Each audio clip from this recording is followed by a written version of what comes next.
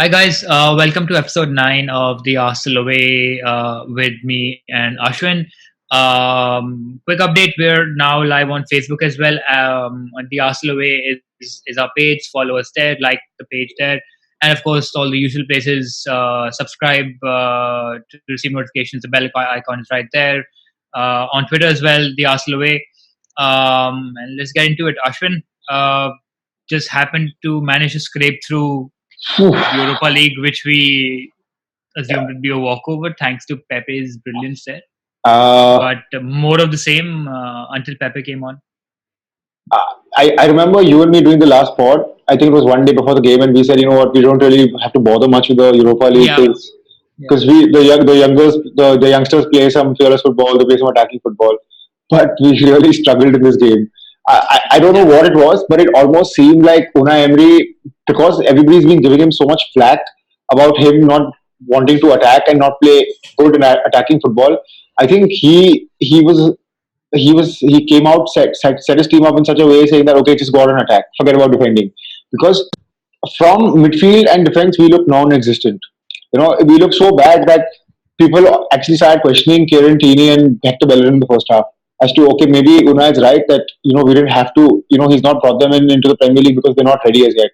But I think a defender can only do so much as he can if until he has protection. If he doesn't have protection, he's going to look average in front of any defender. Is going to look average, right?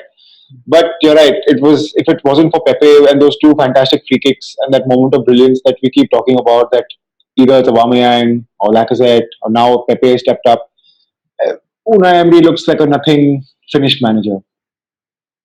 yeah. I think just to your point on the defense, I think Tierney still looks fit to start games. Bellerin, maybe there's still some element of risk with his just Yeah, because he had a much more serious injury, and it's been happening for a while now, where he's had serious injury that kept him out long term. But you're right, there was no semblance of a midfield at all. Torreira, even though he did start off in his favored position, I think having Ainsley playing there, who hasn't played there in a while now, I think hasn't didn't help Torreira either. And Ainsley, I think looked really off the pace, having come out publicly and said that central midfield is where he'd like to play. He didn't do his chances very much any favors by having a shocker. That second goal that went in was pretty much was, his. Was he lost his was man completely? yeah, yeah. Yeah, No, he lost the ball. He lost the um, ball. yeah. He lost the ball, and then that led to the goal. But you're right. I think there's still room for improvement. It's not it's Tierney again who with the first goal. Martinelli continues his great scoring form, and Five of now course in Pepe 3 games, I bailing. think. Yeah. Pepe also bailing us out. And you're right. It's not Emery isn't doing himself very many favors by relying on by. It seemed more of a hail mary pass. Mhm. Let me just throw on what's the worst that could happen. Um, I mean, the great free kicks. I think two absolutely stunning free kicks, and to take them at such a time where your team really needs you, need your Brilliance. most expensive Yeah. player to step up and take that. I think he was brilliant. It shows that he can deal with pressure. The penalty that he took to score his first 90th minute winner to win the game for us. So it shows Mhm. Pepe's got character to step up and required. Um, but no, you're right. I think I think he will get found out. Leicester, after the rogering they gave to Southampton Southampton. last evening, yeah, And we're going he's there in gonna two get found weeks. out. We're going to We're the going there power very in two soon. hours. Yeah, 2 weeks. Going there very soon. He's going to get found out, and let's see how it goes. But I'm not very positive. I think I've maintained right from the start that it's not going to be very positive. I just think it's going to happen sooner rather than later. So two things stand out for me in that in that game was that okay, you start Torreira and finally you start him in the CDM position, right? Okay, first half he wasn't great, but no one from the midfield or defense was great. Second half, what I don't understand is we're 2-1 down. We're chasing the game. Okay, I know our midfield was not strong enough, but you bring on two central midfielders. He's brought on Danny Ceballos and he's brought on Guendouzi. He's taken Bilic off and he's taken Ainsley Maitland-Niles Lines of, off. yeah, Then what was really baffling was he plays these two deep and he pushes Torreira in the number 10. number 10 position. Yeah. So it almost felt like the second half we were playing with 10 men because Torreira was doing nothing. He was just running. And I don't think he touched the ball in the second half. What is the point? What was the point of us playing a player who's good at screening the defense, playing him as the furthest forward? Why would you do that? So You're right. I think. Go on, go on. no. So what I really don't understand is like, what is he even thinking? Okay, I understand that he's probably pushed Torreira up front because he wants to win the ball early. But it wasn't that sort of game where he was winning the ball early because we were 2-1 down and they were not going to come and attack us. They were playing on the counter, so it made no sense for him to push Torreira up front. And I think second half, like even bringing on Guendouzi and Danny Ceballos made no difference. Okay, Guendouzi got us the free kick in the end. But it really made no difference to our midfield. We don't seem to be able to control the midfield anymore. Like I don't think we can string two or three passes in midfield together. All we do is we either take the ball from someone at the centre back or maybe Xhaka and they play it long to the wings. And I think we speak about this every pod. That's all we keep doing. Teams have found us out, and basically all they do is they sit back, they cramp us so that they push us to the wings and they make us cross the ball, and we're really bad at it. Okay, fine. Kieran Tierney's got a cross. He's got a great cross on him, and Martinelli scored that goal. But we don't see that happening too often. You're right. I think there is either teams when we have the ball and they sit back on us, the deep block that's now doing the rounds. Every team will sit back and expect us to break through. We don't have that creativity to do that, or they realize that a little bit of pressure, start pressing on the front, we're going to start playing it back and keep going back, and invariably lead to a mistake. Mm-hmm. And that it is a repeated pattern now in pretty much every game. There's not been any game I think that has been different.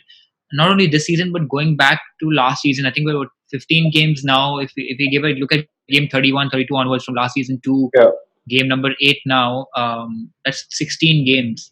Yeah, I'm not seeing anything different from then. And I'd hoped maybe it was to do with the fact that once he has his fullbacks back, he's got both Bellerin and he's got holding back who can play, and are not a Socrates who are not great with the ball to defeat them, more about clearing the ball and just being a proper defender. Yeah. I'm not seeing that.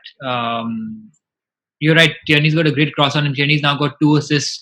Kolasinac has got I think 2 assists in all of last year, where Tierney's already got 2 assists.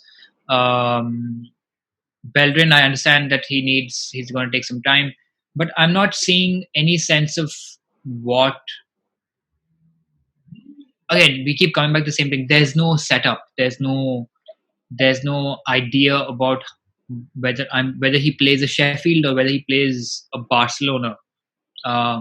He's going to set up defensively to just not lose first and then think about it. Instead of having, I'm going to go win this game and then figure things out.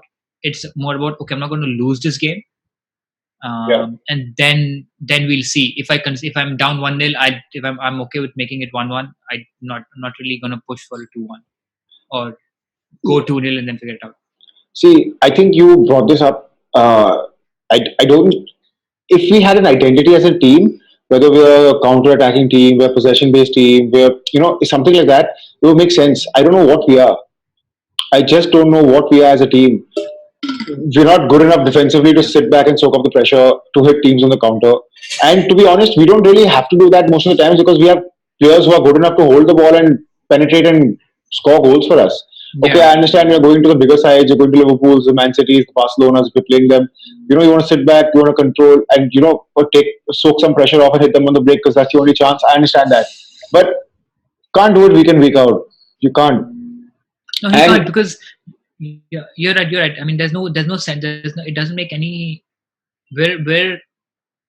It's not even we're good at either. It's we're neither here nor there, and it's not going anywhere anytime soon. I mean, you and me can go on talking about this. We can keep slating him, but we won the game. Let's forget about all the negativity. Let's talk about something positive. Let's talk about Pepe and the two goals that he scored, and finally looking like the 72 million player that he signed. Yeah, stunning. I think just if nothing else, just the technique on those free kicks. The first one was much further out. Yeah, To the power, the accuracy, the curl on the ball from that far out. I haven't seen a goal, at least from an Arsenal player, like that for a while. for a while. Yeah.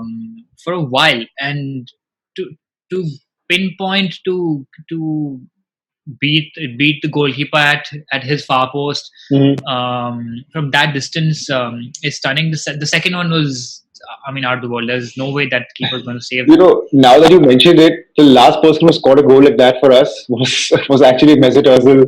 We were playing Liverpool at the Emirates, and he scored at the You're right. You're right. You're right. Mignolet's far post. I remember that. It was a similar angle. Yeah. It just came to me. You're right. You're right. That was, I think, the clock end where he scored Yes, that goal. yes. The other end. Yeah, you're right. It was a similar position. But yeah, taking nothing away from Pepe. I mean, you and me spoke about it on Monday night when we were playing Sheffield United. Even though he got substituted, he looked really good. He looked confident, and we were speaking about it. He was taking players on. I don't know what it was. Maybe it was that goal, that the international break, that gave him the confidence. But he looked a little better. See, he's come without a preseason. He's come straight in from the African Cup of Nations. He's come into new teammates, new language, new league. It's going to take him some time. So for him to come and adjust, everybody's expecting him to come and fire the goal straight away. But because of the price tag. But now that he's got some time, now that he's settled, I think he can truly show his potential and show the sort of player that we've actually signed. And you could see that clearly. The game against Sheffield, even though he shouldn't have been substituted, he was, but he made some great. He took on players. I think he had the most take-ons in that game, and he made some good. He made some good. His options of playing the ball out this time were much better. Usually what he would do is when he win the ball, he probably try to play the cross, and he plays that flighted crossover, which really slows the game down. But all that stopped a little bit. He was taking on players a little more. Even this game, like I remember after the game, I was reading the next day I was reading an interview that Van Persie came out with and said, and Van Persie was right. He's like, after the first and second goal, you could see the difference in Pepe. Like there was something that almost like a confidence thing. Obviously, because a lot of times players get better with confidence. But he's like, he kind of, you saw that swagger coming into him as soon as the first goal went in, and for the second one, Van Persie was like, I kind of knew that, I had a feeling that it's going to go in. So I mean, it just bodes well for us. It bodes well for everybody, because this takes pressure off Aubameyang, because Lacazette had a dire game that day. I mean, you can't blame him. You can't blame him, because he came back. He's come back after like a month and a half of injury as well, and apparently he was carrying his injury through preseason as well. So you can't blame him. He'll take some time to get better. But if Pepe continues to score, it can take pressure off Aubameyang, and it can take pressure off Emery as well. So I think what's also interesting, I think, with Pepe is that he's been on corner duty as well. Yeah. And his corners have the pace, have the whip invariably right in that no man's land where the keeper is afraid to go. He gets that as well, and I think also when he come back, he was it a cross by him or someone where I think Mustafi almost got to the end of it. Yeah. And we almost scored. It was a free kick. It was I think Rob holding it. Yeah. So I think that works well for if you have someone who's good on set pieces as well. Just gives us a different dimension, considering that seems like the only way we're ever going to score goals now is via set pieces or via corners. Yeah. Stoke City FC. So I don't know if I'm not sure if how he's going to start. I mean, I just hope that Emery doesn't now start relying just on Pepe, and for all you know, he's going to sit with five across midfield and have Pepe as the single striker up front. That's very possible with what's going through Emery's brain right now. But you're right. This bodes well for us. We needed him firing sooner rather than later, with the run of games that we have coming up. As far as Lacazette goes, I'll give him. I think I'll let this one slide for him. He's coming back from injury. I think he felt he was unfairly treated throughout the game. He kept getting elbowed. He got something to do with him getting fingered in the face, and then he fell down, and the referee didn't really like his reaction, so got booked for that as well. Yeah, a little soft, but I mean, he's asking for it more than it actually being a big issue. But I think it'll take time, and the problem is that even Lacazette requires service at the end of the day. Both Laka and Aubameyang require service, and there's nobody in the 11 to give them that service. You're not. Ceballos is. There was some talks of Ceballos' deal being made permanent, which I don't understand why. What has he done to do that? He doesn't deserve it right now. He doesn't deserve it right now. I mean, I don't know what sort of a player he is. He's not a 10. He's more of an 8. But where is the creativity coming in? He's like a Ramsey who will give you something extra, but without end product right now. Without end product right now, there's no end product happening. At least with Ramsey, you had assists, you had goals, because he'd make those those last ditch runs in the box. So that's I think for us to, it's probably too early to judge whether he deserves a contract or no. Because obviously when he came, he had that one really good game against was it Bournemouth that he played, and that he really shone, and everybody said Burnley, that Burnley. I think it was the second coming of Fabregas, and everybody was talking about that. So I mean, I fell in it as well. I also said he's really good. We should probably make it permanent. But if it's a 35 million thing right now, and the talks about, I was just reading somewhere that apparently us spending big this summer was. It's obviously got a lot to do with us not going to have to spend in Jan and taking money from next season's budget as well, right? So that we get that top 4. So I don't really know if we have the sort of budget for next season to go on spending. And if we just have about a 50 or 60 million budget and we're going to spend 35 on Ceballos, I don't really think it makes sense for us to make that a permanent deal. No, right now he hasn't done anything to deserve a permanent deal. He's maybe it also has to do with the fact that the kind of players he has around him, because there's no system such that he's not being utilized to the fullest. Maybe in a better system, or with his proper position where he doesn't have to do everything, which is what it seems like right now. Every player is being made to do everything.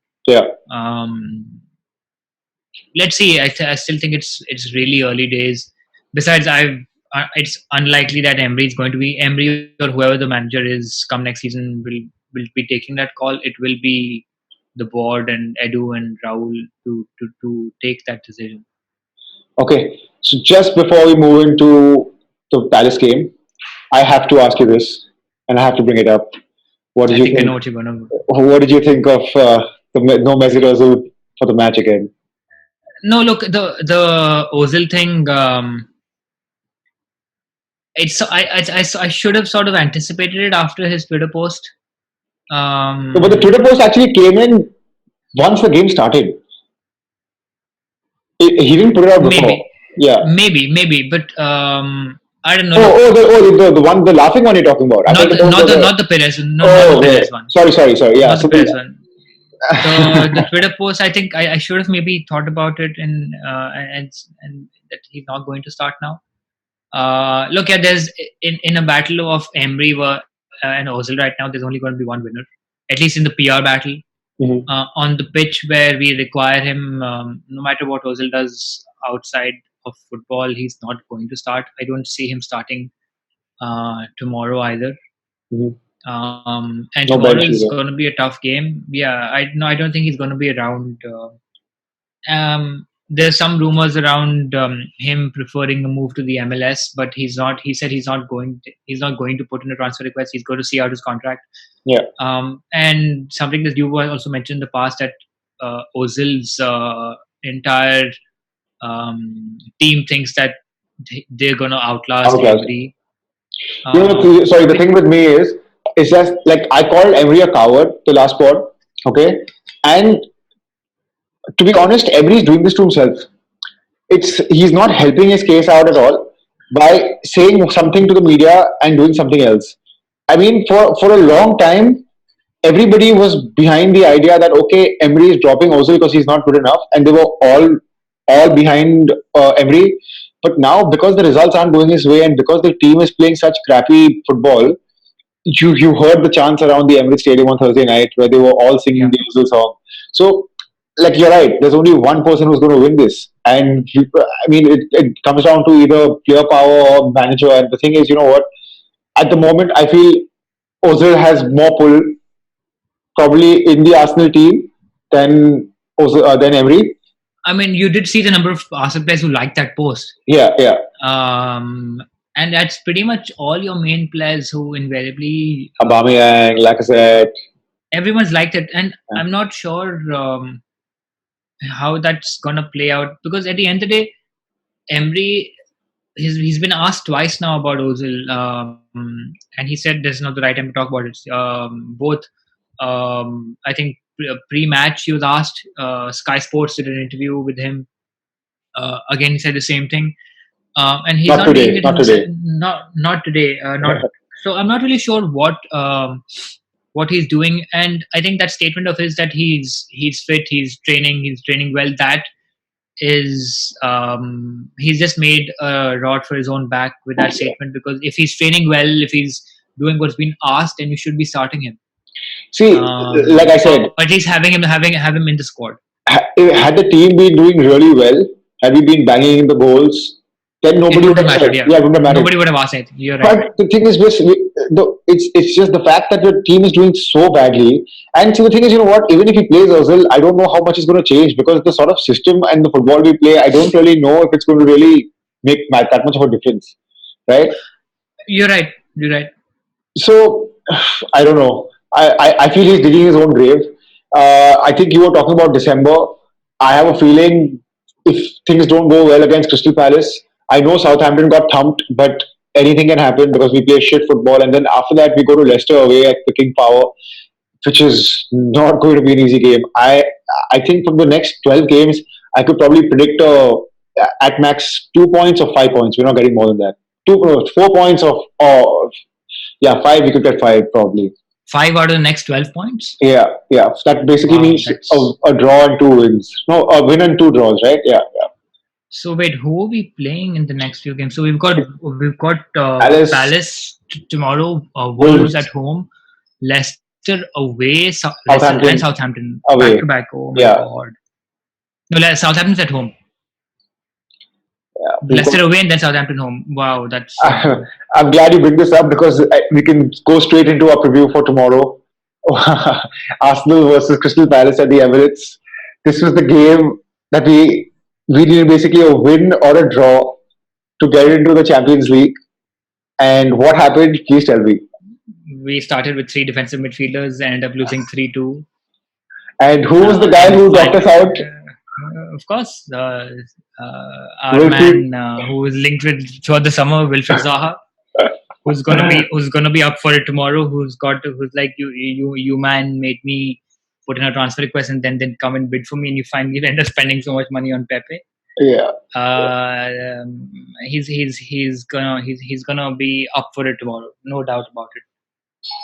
And I think we've discussed this more and well enough. Every team has figured out how to play us. Even at the Emirates, where we used to be so strong, where we used to command the ball, where we used to hold the ball, every team has just figured us out. Just watch tomorrow. It's going to be a hard game again. We're going to need the likes of either Ozil or Aubameyang to, I mean, no, sorry, not Ozil, Aubameyang and Pepe or even Lacazette to bail us out because, like we've been mentioning it, that's all that happens. Yeah. There's no. I'm not. I can't think of a scenario where we will be playing fast, fluid football, and I'm looking forward to us having amazing build up and whipping crosses in, and us scoring great free flowing football goals. I don't see that Mm. happening at all. It will be a tough game. Um, Also because Palace have now become like that bogey team for pretty much most of the top six. Yeah, They barely get results away. they used to be just Liverpool's bogey team, but I think they're probably beating. They're They beat ours United this now. year, right? I think they beat Yeah, they United. beat United at Old Trafford. They've been beating City as well, um, at the Etihad, which is no mean feat. Yeah, Um, so and Hodgson has done a decent job with them. He knows what they're about. He sets their teams up to their strengths, plays on the counters, got Townsend there, got Zaha there. So and they're, players they're they're not doing too badly on the table. They're 1 point behind us, and they're not one of. I mean, that's where we are right now, and mm, that's testament to the fact that we are in a very precarious position. yeah, When it comes, we could go south. Something that you've been saying for a while now. We could go drop down the table very very quickly. very quickly. And hoping it doesn't come to that, but I fear for our our I fear for our where we will be around Christmas. Mm-hmm. Because if results don't start to go our way, or well, go our way means I'm relying on luck. If we don't start playing well Mm-hmm. and beating teams that we should be, we're going to start slipping very very soon. Very soon. And I think the slide's already started. We might win a game here or there. We've got Leicester away and Southampton back to back. Both teams who've traditionally been difficult. Leicester at the King Power are a difficult unit to play against. Ben Rodgers has been doing, obviously everyone knows now, a great job with them. 9-0. They've broken the 9-0 away. Yeah, record. last evening. So yeah, we need a result tomorrow. And quite honestly, I think a lot of the more popular bloggers have said that are the next two games we need 6 points. And if he doesn't get those 6 points, he should not be in the job anymore. And I agree. You cannot be winning. You have to be winning these games at Palace and at Wolves. Yeah, you have to, like, I mean, at least under Wenger we won all our home games because we had no Yeah. problem there, right? And under Emery right now, even the home games seem a little shaky. You saw what happened against Aston I Villa. mean, little shaky. Little shaky. Yeah. I think is you being nice about it. See, the thing is, I've slated him too much. Like, I can't keep slating him. Probably people are going to probably think that I'm only Unai out, and I mean that's I'm getting propaganda against him, but it's not. Like, I will back anybody as long as there is a structure, a system, a style of play, an identity, and I will give anybody time if the things are going right. But it's just not going right for him. What do you make of how we'll start tomorrow? How do you think the playing 11 is going to be tomorrow? Playing 11s. So the keeper Born Leno comes in. I don't think he's going to start Tierney again. I think it's probably going to be more of a Kolasinac. It's going to be Luis and Socrates, and Callum Chambers will probably play. I think it's going to be a little too early. I think we discussed that with Bellerin. But I think Tierney should start, but I don't think he will. Bellerin will probably be on the bench as well. He won't start. He's going to go with the midfield of Guendouzi, Shaka, definitely. And he's going to probably play. He's going to probably have either Joe Willock or maybe Danny Ceballos, one of those. And up top, it's going to be Saka, it's going to be Aubameyang, it's going to be Pepe. I think Lacazette is going to be on the bench because he's going to I think probably. Saka will start after the game he had last with, on against Sheffield. I think Saka will definitely start. If not Saka, I probably have a shout in for Martinelli because he really deserves it. But yeah, I think Saka will start. What do you think? What do you Yeah, I think of the think lineup? I'll go with the same lineup. I don't see him making very many changes, especially after, which, in all fairness, was a game that we should have cantered and won easily. It went to right to the edge. So I don't think anybody playing from the midweek game will start. It'll be very similar to what you just said. Also, you have to take note of this that we're playing at home, and the crowd are going to be very edgy. They're going to turn on him instantly if the lineup is Yeah. wrong. If there's no Ozil, he's already starting at a negative. There's already going to be like a No, very I think the Ozil piece, especially after his non-committal to any statement about him, um, I think the Ozil story until Emery is around is done. Mhm. You mentioned in the last part that he'll probably start Ozil away at Liverpool of all the places. For someone who's barely played 140 minutes, used to start him, I think, against Liverpool in the Carabao Cup, which we will invariably crash out of. yeah. He's gonna then Ozil is again then gonna get the blame and then save Emery for maybe another month or so, or maybe Yeah. 2 weeks at max. But yeah, as long as Emery's around, I don't see Ozil starting any game anymore, especially Mhm. after what's been happening. So predictions for the game. Predictions for the game. Wow. Okay. I think and I can't believe I'm saying this. I hope we win. Mhm. I think it's gonna be a very edgy affair. Um, if we somehow manage to win, it'll be because of, as usual, the individual brilliance of some players, but not because we've had a good grip over the game. Mhm. Yeah, I think 2-1 to us. Ah, I got the Liverpool United game right last time when I said 1-1. I'm probably going to have to go for a 2-2, or we might make it 3-2 at the end, but I don't see us. I think I see us conceding 2 goals for sure in this game. We probably might go 2-0 down as well because it's not going to be Yeah, easy. I don't disagree. I don't see that not happening. Yeah. It's well within the realms of possibility of us having to drop points tomorrow. It's very possible.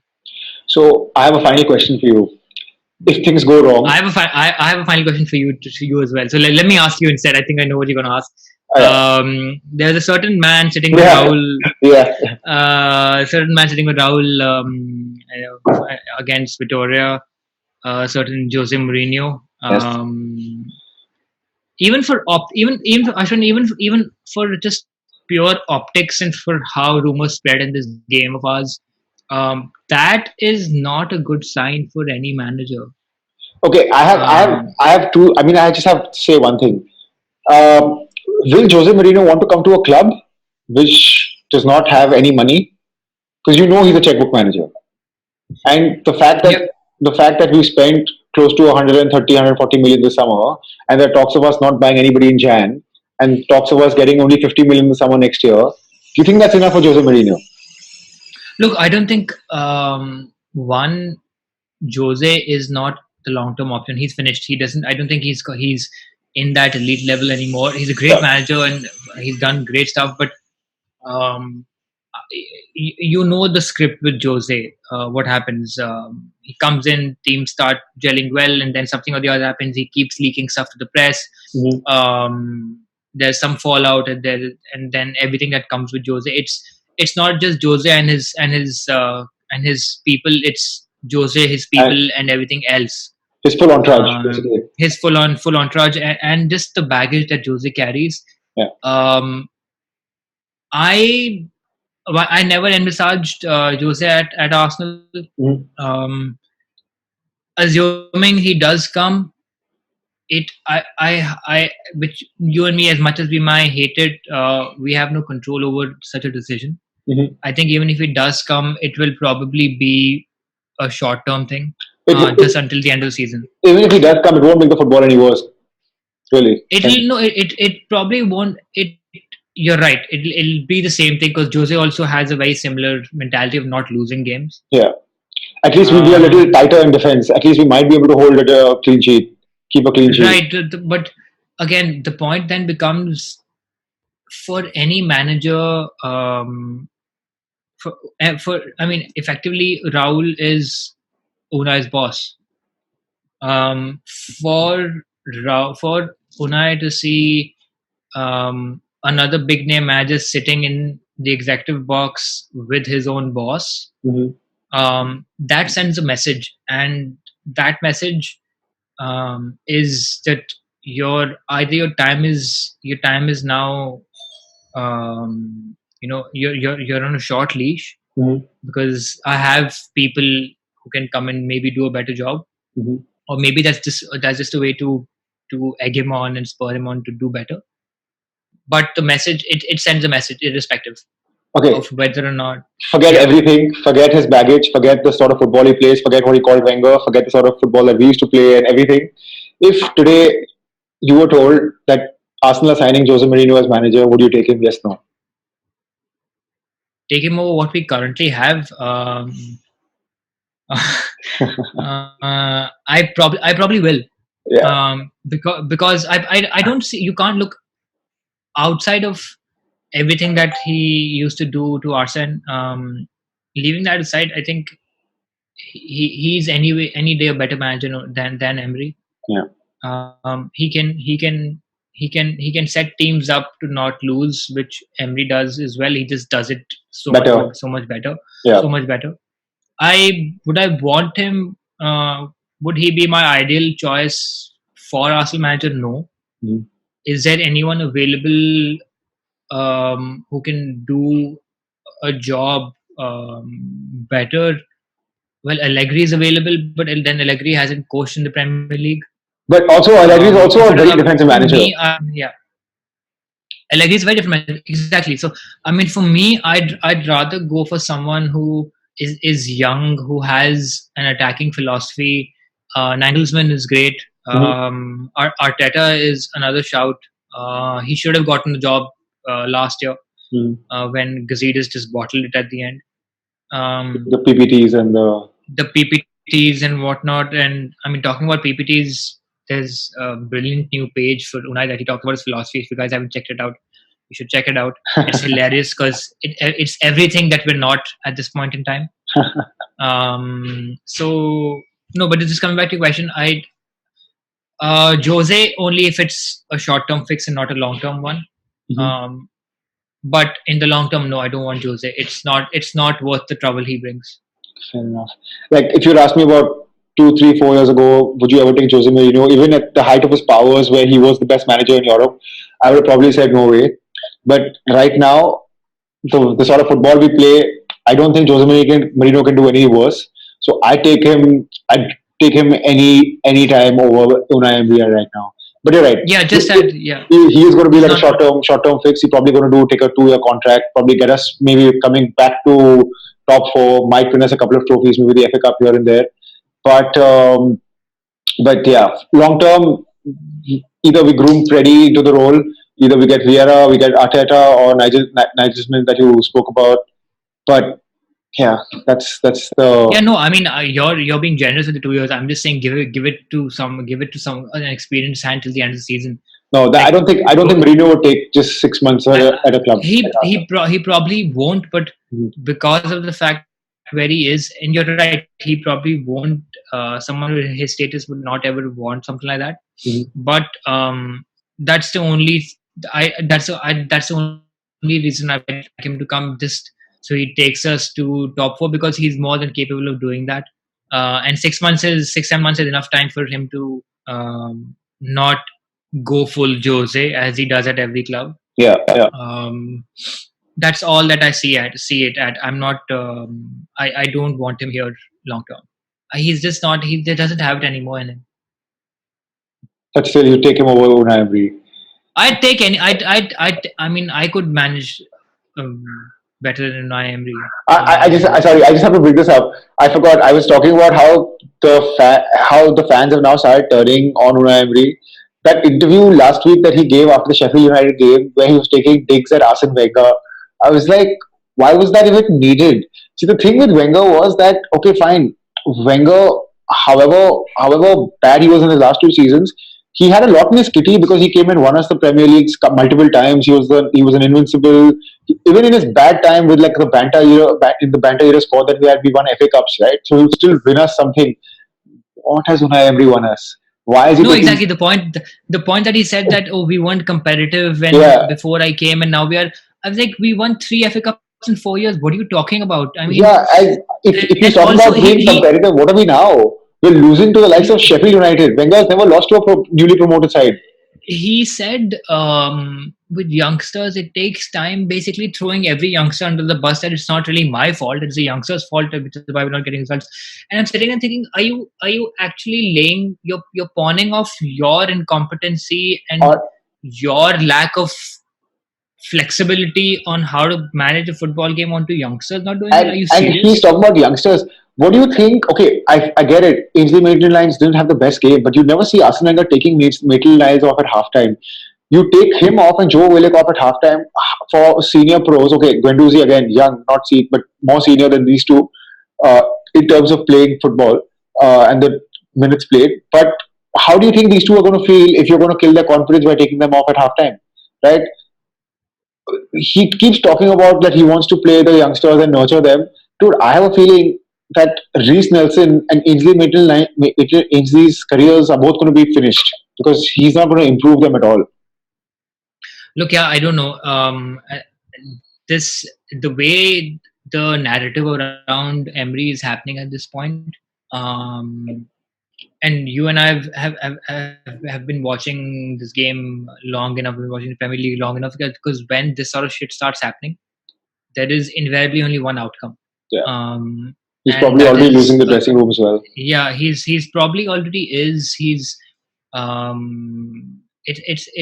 a matter of when and not if. And again, I'm just hoping that the board, who've been pretty ruthless in the summer, they've gone about the entire restructure. Everything about the old regime is now moved out. Um, this is the last piece that Gazidis, literally this steaming hot piece of shit that we've been given.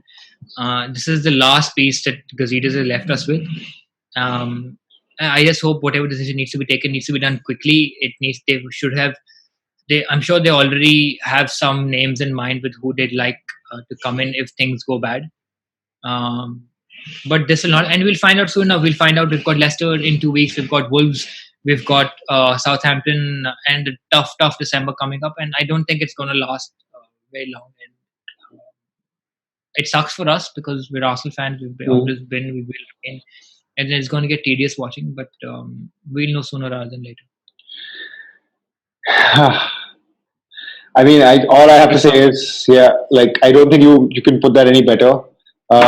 You and me are always going to support the club, however bad it gets.